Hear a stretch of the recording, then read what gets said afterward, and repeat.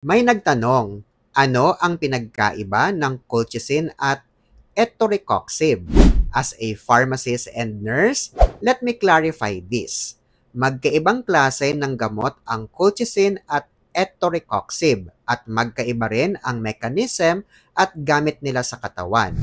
Colchicine works by blocking the activity ng white blood cells kapag may namuong uric acid crystal sa kasukasuan. Kaya ginagamit ito para sa biglaang pag-atake ng gout para maibsan ang pamamaga at sakit. Hindi siya general na pain reliever. Specific talaga siya sa inflammation caused by gout.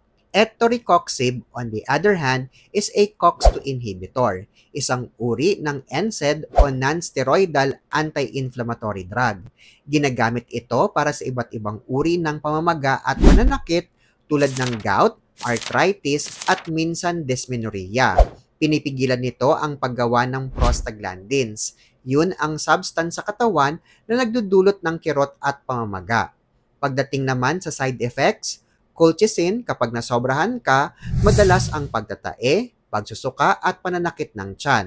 Kung matagal gamitin at hindi tama ang dose, pwedeng maapektuhan ang dugo kaya hindi pwedeng gamitin basta-basta.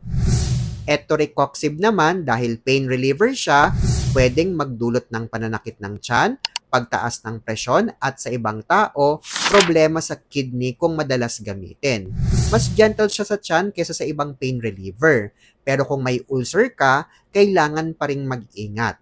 So to be clear, colchicine is specific para sa gout attacks.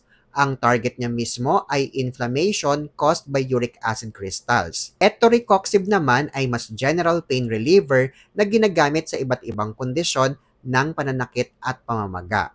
Magkaiba sila ng gamit, epekto at risk. Kaya never uminom nito nang walang gabay ng doktor.